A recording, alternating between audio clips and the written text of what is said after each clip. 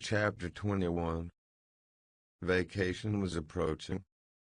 The schoolmaster, always severe, grew severer and more exacting than ever, for he wanted the school to make a good showing on examination day. His rod and his ferule were seldom idle now, at least among the smaller pupils. Only the biggest boys, and young ladies of 18 and 20, escaped lashing. Mr. Dobbin's lashings were very vigorous ones, too, for although he carried, under his wig, a perfectly bald and shiny head, he had only reached middle age, and there was no sign of feebleness in his muscle. As the great day approached, all the tyranny that was in him came to the surface. He seemed to take a vindictive pleasure in punishing the least shortcomings. The consequence was, that the smaller boys spent their days in terror and suffering and their nights in plotting revenge. They threw away no opportunity to do the master a mischief. But he kept ahead all the time. The retribution that followed every vengeful success was so sweeping and majestic that the boys always retired from the field badly worsted. At last they conspired together and hit upon a plan that promised a dazzling victory. They swore in the sign painter's boy, told him the scheme, and asked his help. He had his own reasons for being delighted, for the master boarded in his father's family and had given the boy ample cause to hate him. The master's wife would go on a visit to the country in a few days, and there would be nothing to interfere with the plan. The master always prepared himself for great occasions by getting pretty well fuddled, and the sign painter's boy said that when the dominie had reached the proper condition on examination evening he would manage the thing while he napped in his chair. Then he would have him awakened at the right time and hurried away to school. In the fullness of time the interesting occasion arrived.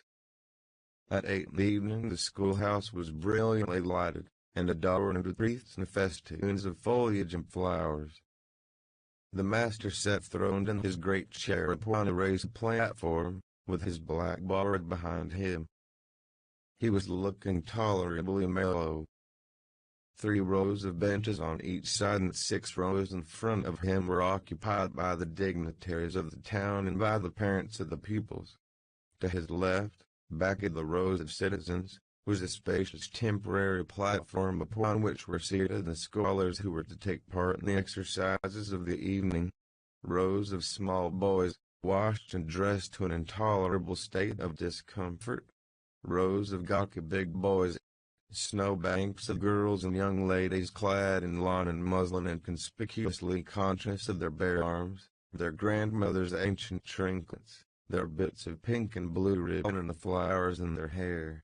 All the rest of the house was filled with non-participating scholars. The exercises began. A very little boy stood up and sheepishly recited, "You'd scarce expect one of my age to speak in public on the stage," etc., accompanying himself with the painfully exact and spasmodic gestures which a machine might have used supposing the machine to be a trifle out of order. But he got through safely, though cruelly scared, and got a fine round of applause when he met his manufactured beau and retired. A little shamefaced girl lisped, "Mary had a little lamb," etc., performed a compassion-inspiring courtesy, got her meed of applause, and sat down flushed and happy.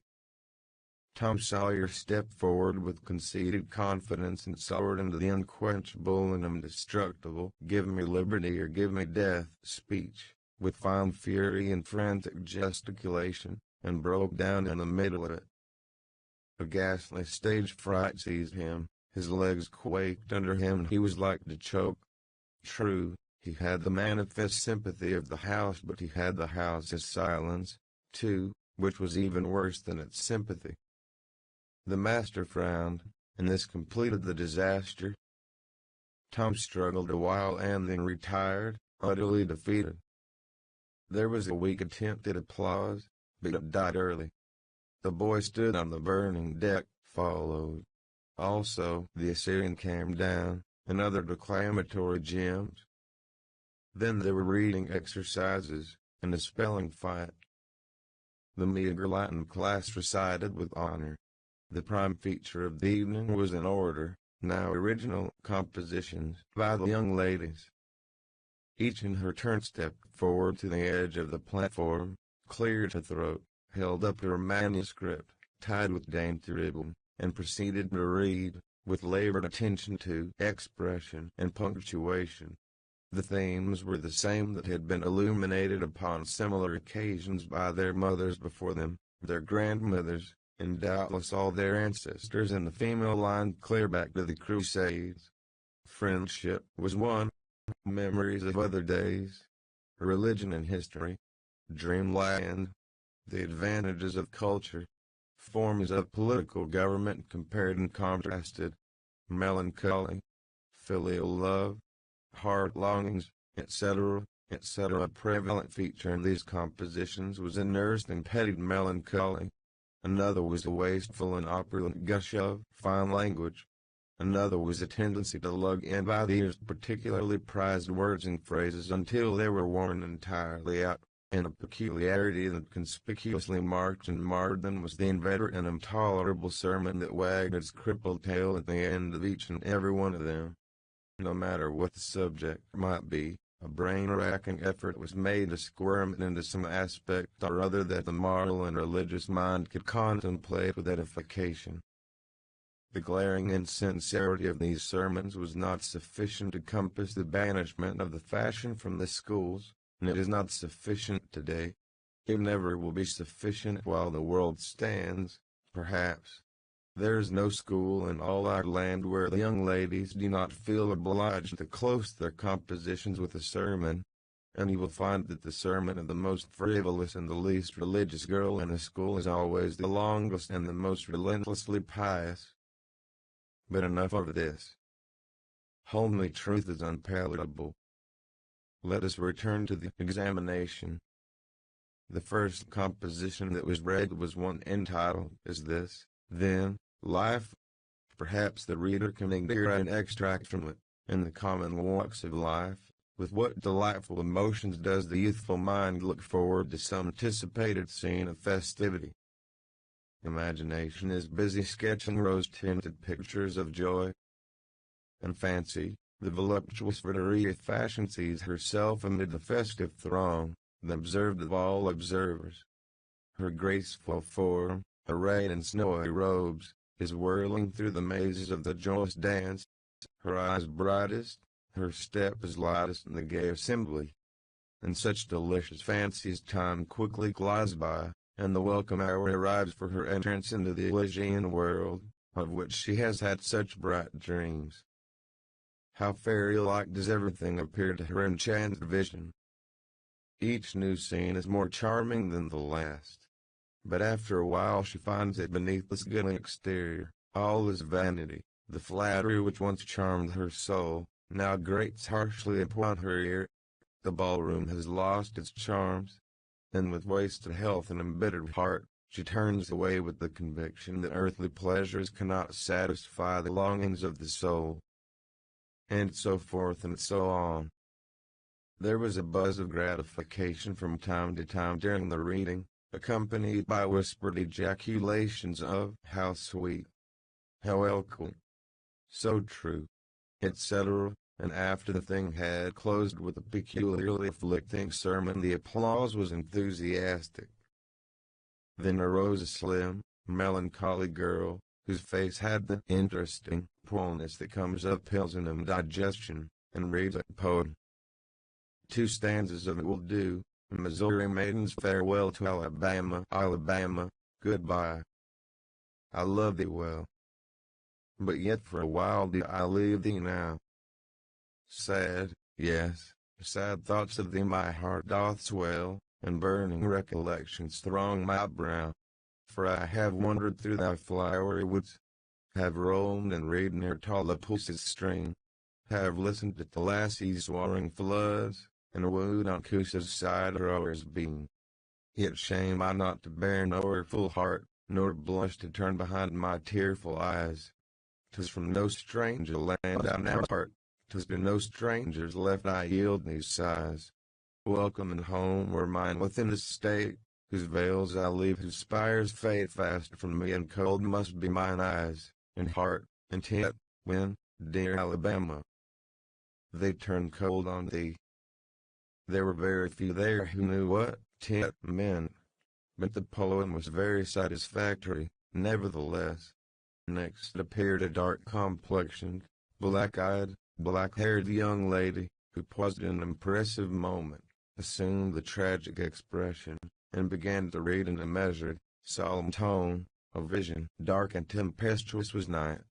Around the throne on high not a single star quivered, but the deep intonations of the heavy thunder constantly vibrated upon the ear, whilst the terrific lightning reveled in angry mood through the cloudy chambers of heaven, seeming to scorn the power exerted over its terror by the illustrious Franklin. Even the boisterous winds unanimously came forth from their mystic homes, and blustered about as if to enhance by their aid the wildness of the scene.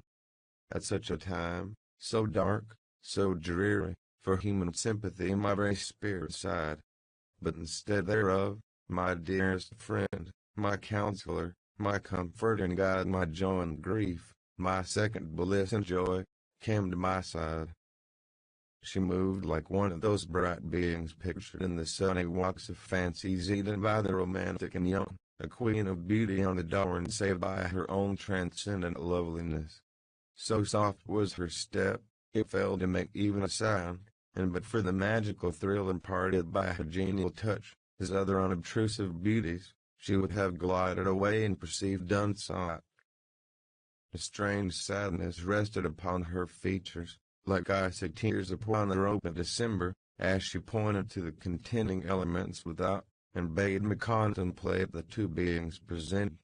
This nightmare occupied some 10 pages of manuscript and wound up with a sermon so destructive of all hope in non-Presbyterians that it took the first prize.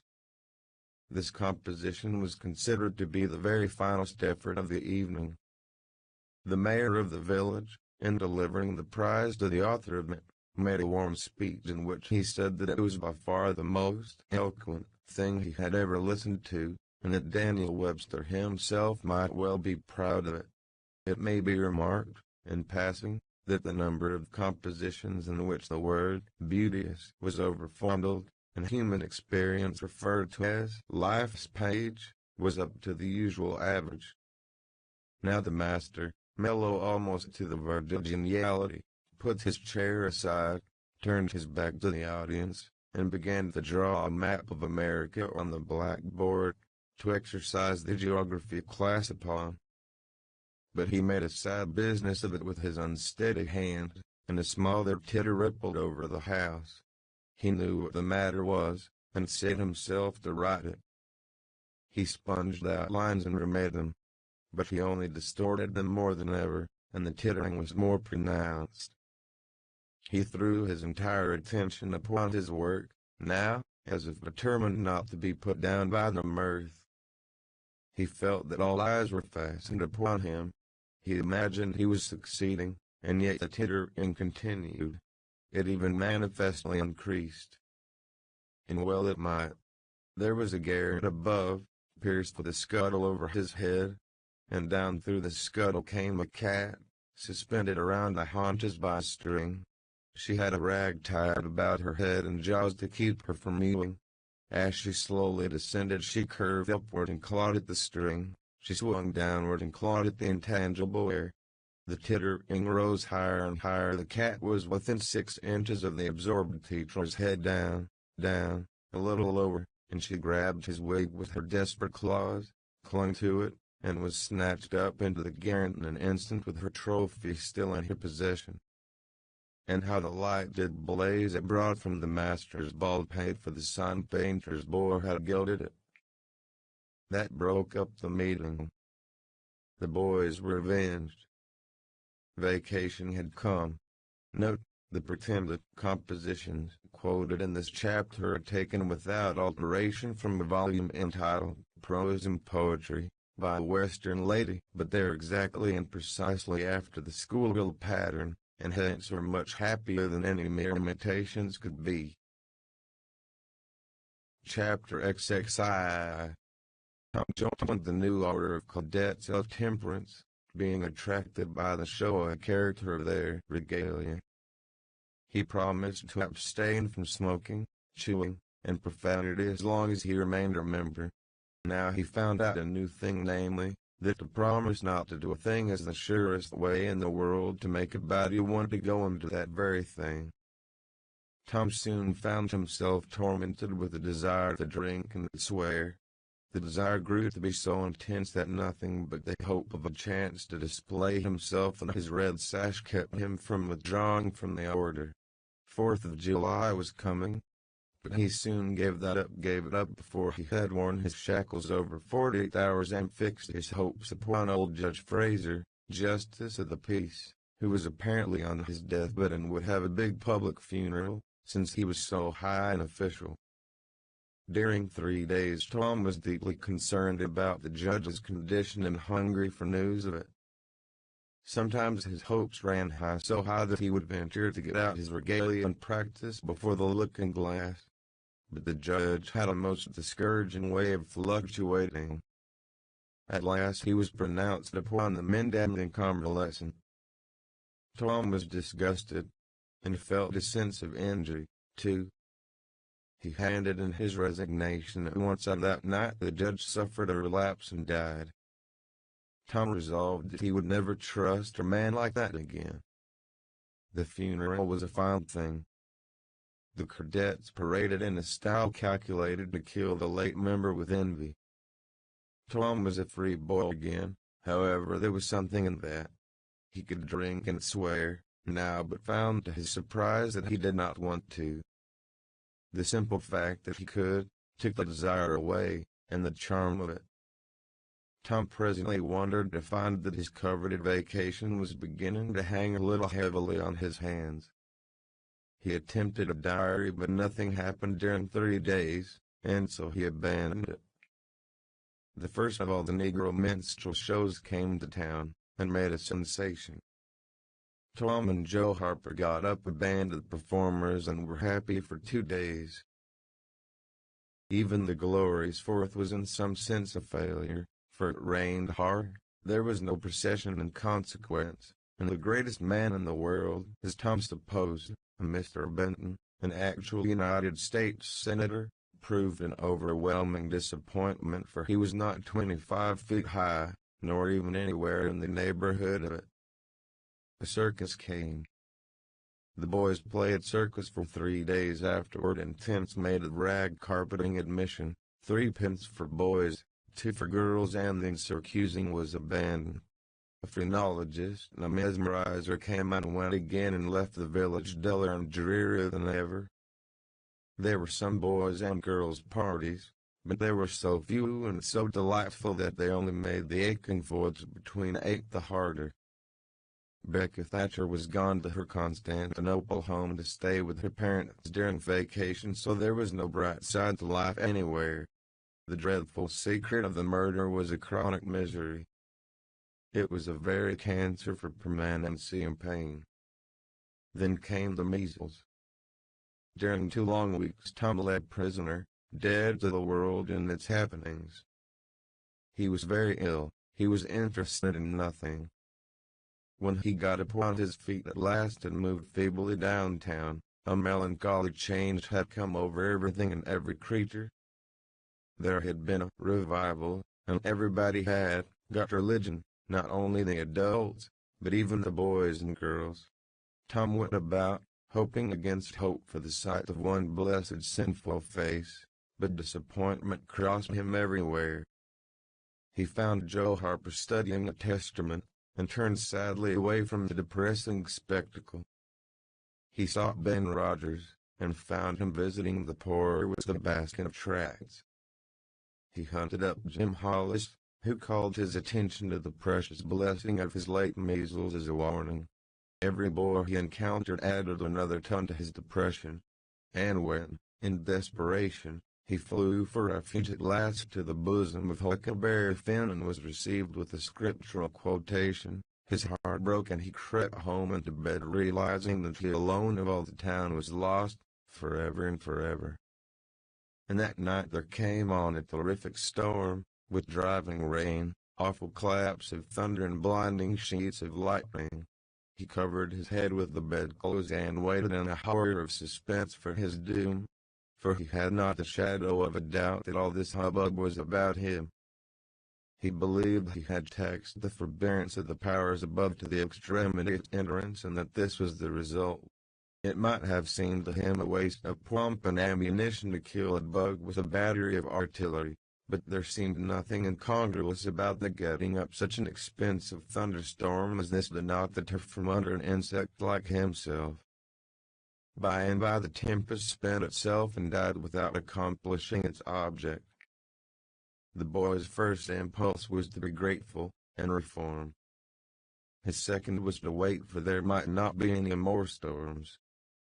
The next day the doctors were back. Tom had relapsed. The 3 weeks he spent on his back this time seemed an entire age.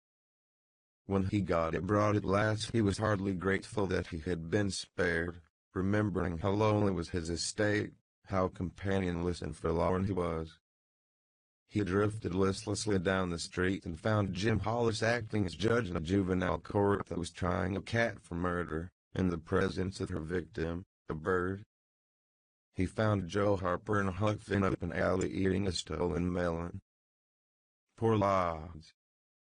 They, like Tom, had suffered a relapse. Chapter XXII. At last the sleepy atmosphere was stirred at, and vigorously the murder trial came on in the court. It became the absorbing topic of village talk immediately. Tom could not get away from it.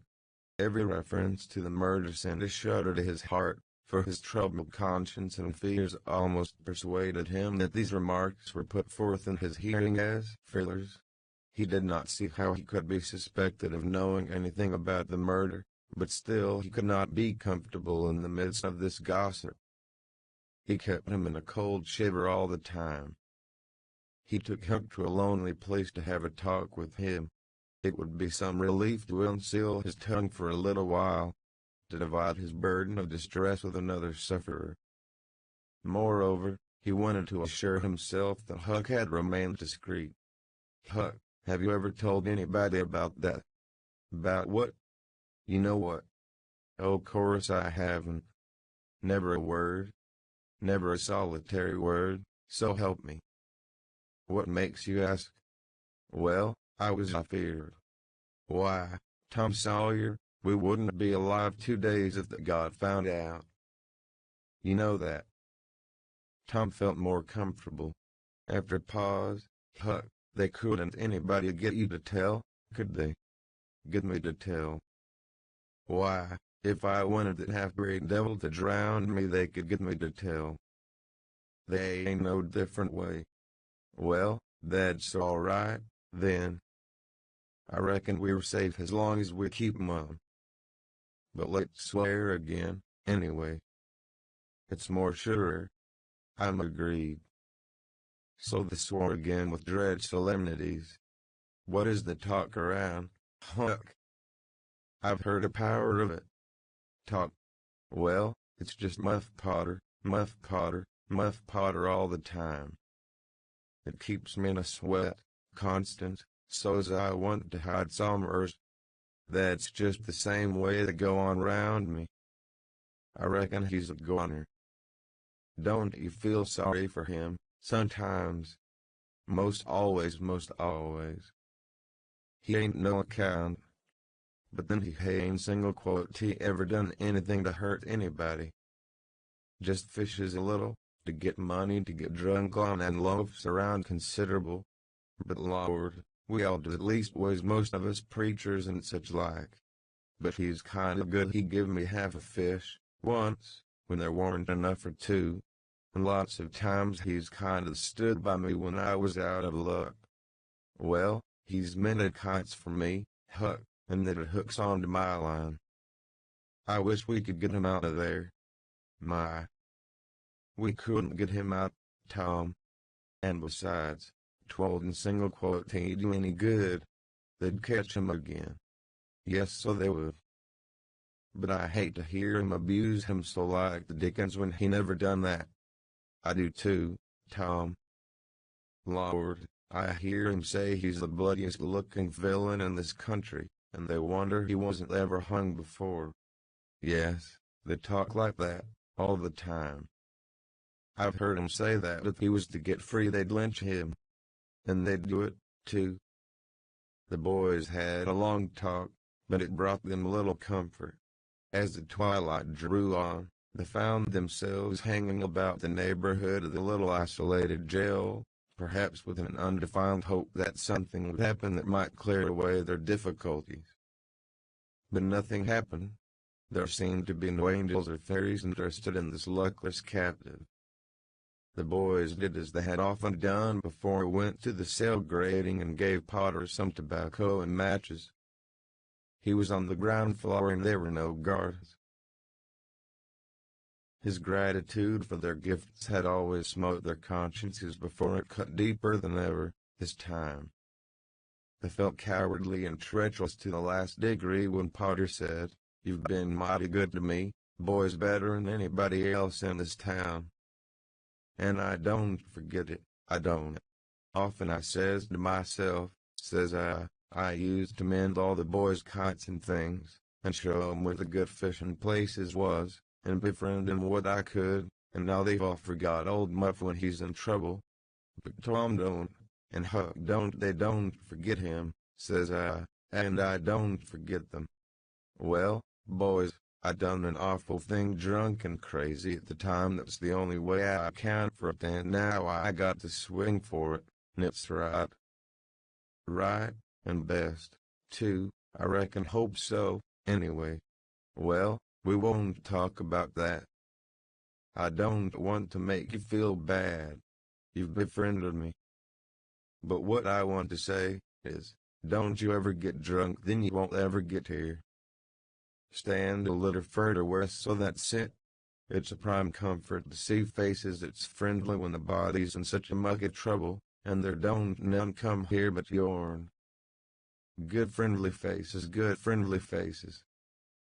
Get up on one another's backs and let me touch 'em. That's it.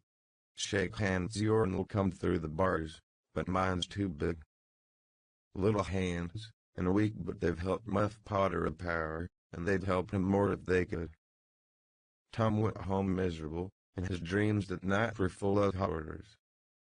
The next day and the day after, he hung about the courtroom, drawn by an almost irresistible impulse to go in, but forcing himself to stay out.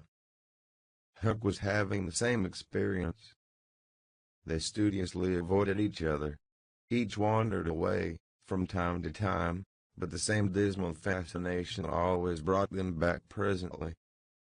Tom kept his ears open when idlers sauntered out of the courtroom, but invariably heard distressing news that tolls were closing more and more relentlessly around poor Potter. At the end of the second day the village talk was to the effect that Angela Joe's evidence stood firm and unshaken, and that there was not the slightest question as to what the jury's verdict would be. Tom was out late that night, and came to bed through the window. He was in a tremendous state of excitement. It was hours before he got to sleep. All the village flocked to the courthouse the next morning, for this was to be the great day. Both sexes were about equally represented in the packed audience. After a long wait the jury filed in and took their places. Shortly afterward, Potter, pale and haggard, timid and hopeless, was brought in, with chains upon him, and seated where all the curious eyes could stare at him. No less conspicuous was Injun Joe, stolid as ever. There was another pause, and then the judge arrived and the sheriff proclaimed the opening of the court. The usual whisperings among the lawyers and gathering together of papers followed. These details and accompanying delays worked up an atmosphere of preparation that was as impressive as it was fascinating. Now a witness was called who testified that he found Muff Potter washing in the brook, at an early hour of the morning that the murder was discovered, and that he immediately sneaked away. After some further questioning, counsel for the prosecution said, "Take the witness." The prisoner raised his eyes for a moment, but dropped them again when his own counsel said, "I have no questions to ask him." The next witness proved the finding of the knife near corpse. Counsel for the prosecution said, "Take the witness." "I have no questions to ask him," Potter's lawyer replied. A third witness swore he had often seen the knife in Potter's possession. "Take the witness." Counsel for Potter declined to question him.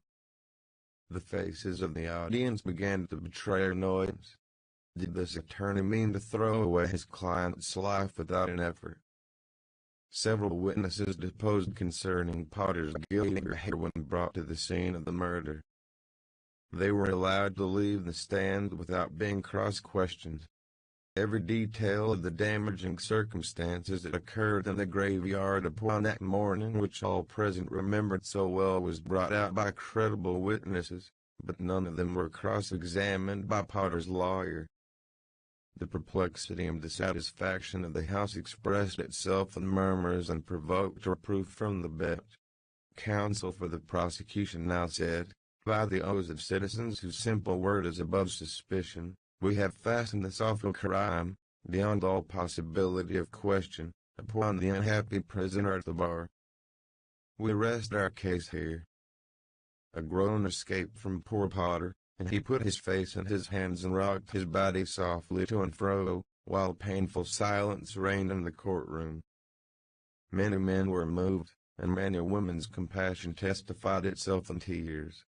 Counsel for the defense rose and said, "Your Honor, in our remarks at the opening of this trial, we foreshadowed our purpose to prove that our client did this fearful deed while under the influence of a blind and irresponsible delirium produced by drink. We have changed our mind. We shall not offer the plea." Then to the clerk, "Call Thomas Sawyer." A puzzled amazement awoke in every face in the house, not even excepting Potter's. Every eye fastened itself with wondering interest upon Tom as he rose and took his place upon the stand. The boy looked wild enough, for he was badly scared. The oath was administered. "Thomas Sawyer, where were you on the 17th of June, about the hour of midnight?" Tom glanced at Injun Joe's iron face and his tongue failed him.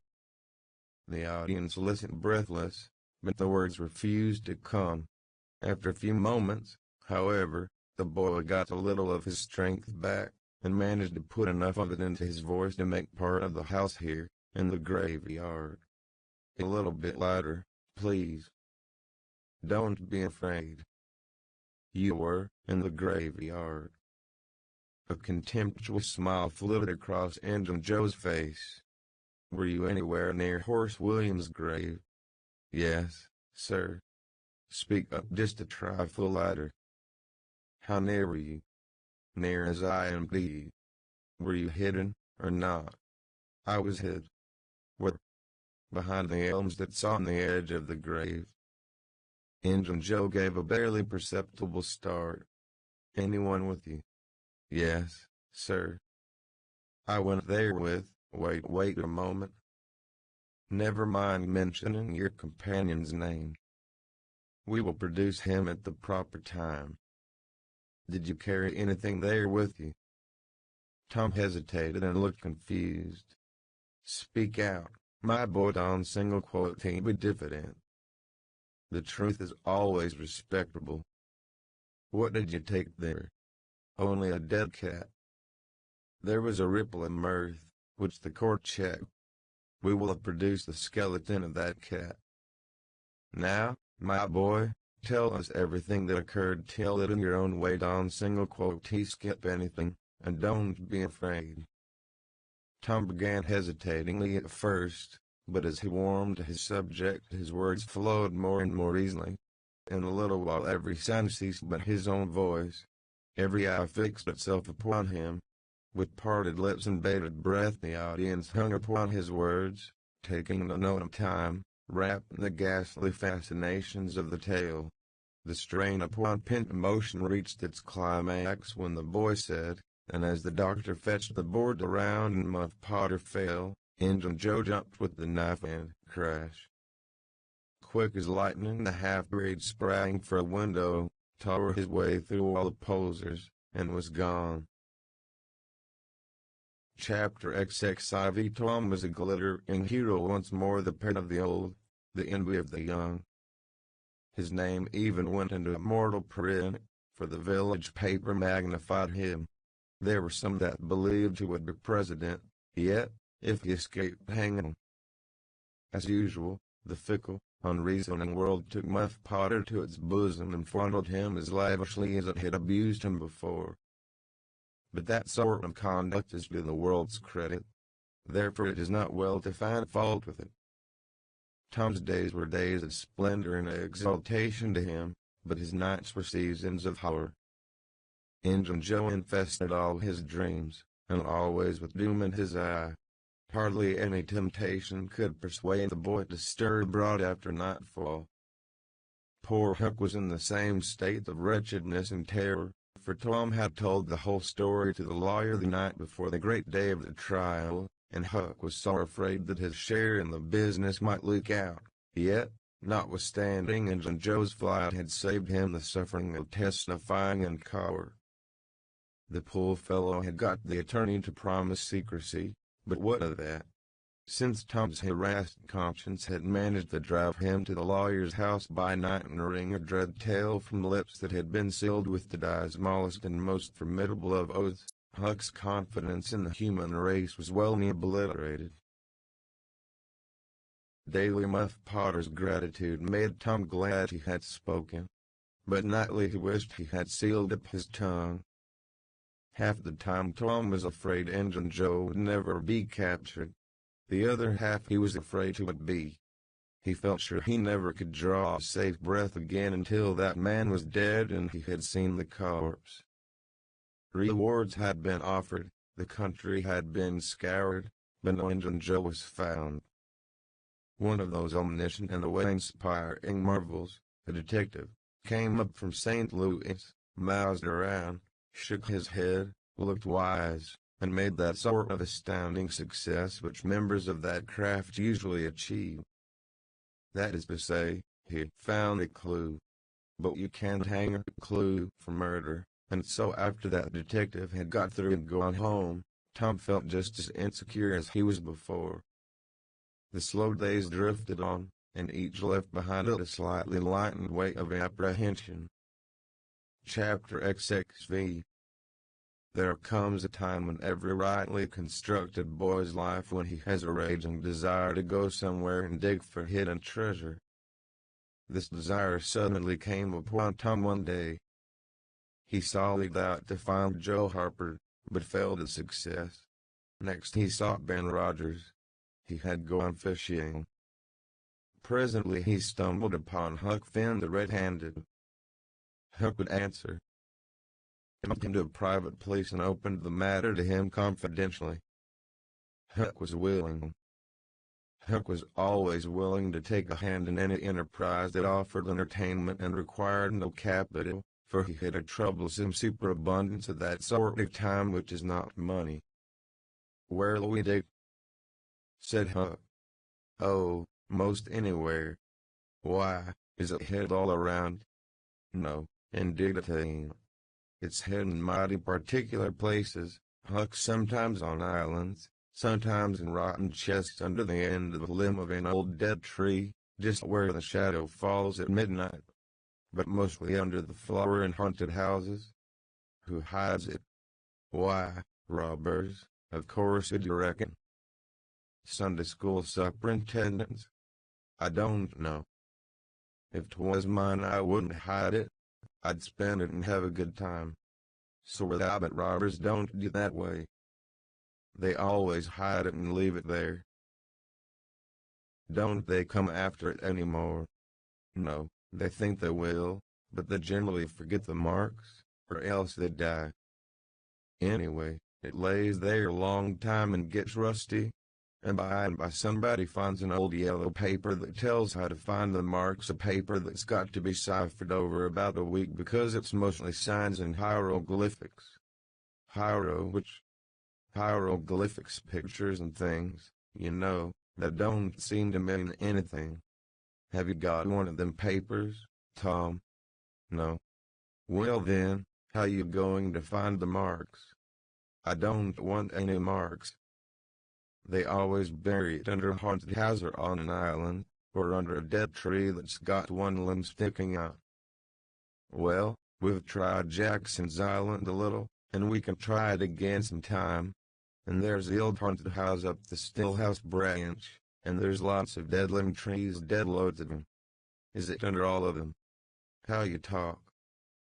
No. Then how you going to know which one to go for? Go for all of them. Why, Tom, it'll take all summer. Well, what of that? Suppose you find a brass pot with $100 in it, all rusty and gray, a rotten chest full of diamonds. How's that? Huck's eyes glowed. That's bully. Plenty bully enough for me. Just you give me the $100 and I don't want no diamonds. All right. But I bet you I ain't going to throw off on diamonds. Some of them's worth $20 a piece. There ain't any, hardly, but it's worth 6 bits or $1. No. Is that so? Certainly anybody'll tell you so. Hey, and single quote, till you ever seen one, Huck? Not as I remember. Oh, kings have slathers of them. Well, I don't know no kings, Tom. I reckon you don't. But if you was to go to Europe, you'd see a raft of them hopping around. Do they hop? Hop? Your granny? No. Well, what did you say they did? 4? Shucks, I only meant you'd see 'em not hopping. Of course, what do they want to hop for? But I mean you'd just see 'em scattered around, you know, in a kind of a gentle way. Like that old humpback Richard. Richard? What's his other name? He didn't have any other name. Kings don't have any but a given name. No. But they don't. Well, if they like it, Tom, all right. But I don't want to be a king and have only just a given name, like a nigger. But say, where you going to dig first? Well, I don't know. Suppose we tackle that old dead limb tree on the hill to the other side of Stillhouse branch. I'm agreed. So they got a crippled pick and a shovel, and set out on their 3-mile tramp. They arrived hot and panting, and threw themselves down in the shade of a neighboring elm to rest and have a smoke. I like this, said Tom. So do I. Say, Huck, if we find the treasure here, what you going to do with your share? Well, I'll have pie and a glass of soda every day, and I'll go to every circus that comes along. I bet I'll have a gay time. Well, ain't you going to save any of it? Save it? What for? Why, so as to have something to live on, by and by. Oh, that ain't any use. Pap would come back to Thayer town some day and get his claws on it if I didn't hurry up, and I tell you he'd clean it out pretty quick. What you going to do with yourn, Tom? I'm going to buy a new drum, and a sure enough sword, and a red necktie and a bull pup, and get married. Married? That's it. Tom, you ain't in your right mind. Wait, you'll see. Well, that's the foolishest thing you could do. Look at Pap and my mother. Fight. Why, they used to fight all the time. I remember, mighty well. That ain't anything. The girl I'm going to marry won't fight. Tom, I reckon they're all alike. They'll all comb a body. Now you better think about this a while. I tell you better. What's the name of the gal? It ain't a gal at all, it's a girl. It's all the same, I reckon. Some says gal, some says girl, both's right, like enough. Anyway, what's her name, Tom? I'll tell you sometime, not now. All right, it'll do. Only if you get married I'll be more lonesomer than ever. No, you won't. You'll come and live with me. Now stir out of this and we'll go to digging. They worked and sweated for half an hour. No result. They toiled another half hour. Still no result. Huck said, "Do they always bury as deep as this?" "Sometimes, not always. Not generally. I reckon we haven't got the right place." So they chose a new spot and began again. The labor dragged a little, but still they made progress. They pegged away in silence for some time. Finally Huck leaned on his shovel, swabbed the beaded drops from his brow with his sleeve, and said, "Where you going to dig next, after we get this one?" "I reckon maybe we'll tackle the old tree that's over yonder on Cardiff Hill back at the widow's. I reckon that'll be a good one." "But won't the widow take it away from us, Tom?" "It's on her land. She'd take it away. Maybe she'd like to try it once. Whoever finds one of these hid treasures, it belongs to him. It don't make any difference whose land it's on." That was satisfactory. The work went on. By and by Huck said, "Blame it, we must be in the wrong place again. What do you think? It is mighty curious, Huck. I don't understand it. Sometimes witches interfere. I reckon maybe that's what's the trouble now." "Shucks. Witches ain't got no power in the daytime." "Well, that's so. I didn't think of that. Oh, I know what the matter is. What a blamed lot of fools we are. You've got to find out where the shadow of the limb falls at midnight, and that's where you dig. Then confound it, we've fooled away all this work for nothing. Now hang it all, we got to come back in the night. It's an awful long way. Can you get out?" "I bet I will. We've got to do it tonight, too, because if somebody sees these holes they'll know in a minute what's here and they'll go for it. Well, I'll come around and mow tonight." "All right. Let's hide the tools in the bushes." The boys were there that night, about the appointed time. They sat in the shadow waiting. It was a lonely place, and an hour made solemn by old traditions. Spirits whispered in the rustling leaves, ghosts lurked in the murky nooks, the deep baying of a hound floated up out of the distance, and owl answered with his sepulchral note. The boys were subdued by these solemnities, and talked little. By and by they judged that 12 had come. They marked where the shadow fell, and began to dig. Their hopes commenced to rise. Their interest grew stronger, and their industry kept pace with it. The hole deepened and still deepened, but every time their hearts jumped to hear the pick strike upon something, they only suffered a new disappointment. It was only a stone or a chunk.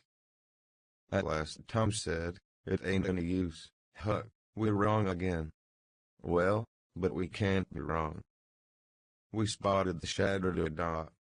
"I know it, but then there's another thing." "What's the—" "Why, we only guessed at the time. Like enough it was too late or too early." Huck dropped his shovel. "That's it," said he. "That's the very trouble. We got to give this one up. We can't ever tell the right time, and besides this kind of thing's too awful, here this time of night with witches and ghosts a fluttering around so. I feel as if something's behind me all the time, and I'm afeard to turn around, because maybe there's others in front waiting for a chance. I've been creeping all over, ever since I got here. Well, I've been pretty much so, too, Huck. The most always put in a dead man when they bury a treasure under a tree, to look out for it. Lordy. Yes, they do. I've always heard that. Tom, I don't like to fool around much where there's dead people.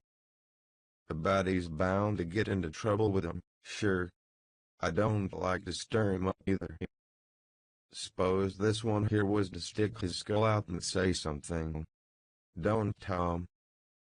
It's awful. Well, it just is. Huck, I don't feel comfortable a bit. Say, Tom, let's give this place up, and try somewheres else. All right, I reckon we better. What'll it be? Tom considered a while, and then said, the haunted house. That's it. Blame it, I don't like haunted houses, Tom. Why, they're darn sight worse than dead people. Dead people might talk, maybe, but they don't come sliding around in a shroud, when you ain't noticing, and peep over your shoulder all of a sudden and grate their teeth, the way a ghost does.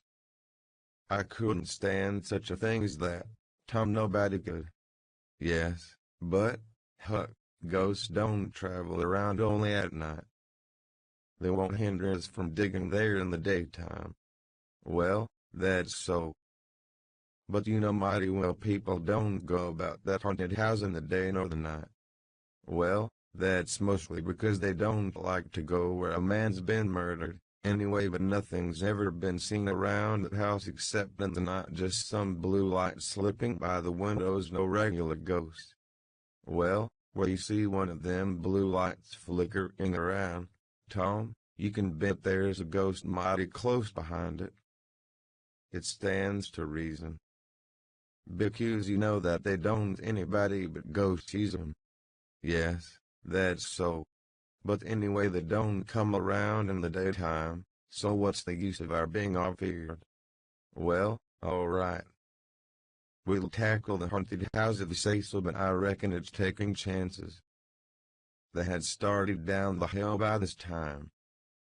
There in the middle of the moonlit valley below them stood the haunted house, utterly isolated, its fences gone long ago, rank weeds smothering the very doorsteps, the chimney crumbled to ruin, the window sashes vacant, a corner of the roof caved in. The boys gazed a while, half expecting to see a blue light flit past a window. Then, talking in a low tone, as befitted the time and the circumstances, they struck far off to the right, to give the haunted house a wide berth, and took their way homeward through the woods that adorned the rearward side of Cardiff Hill.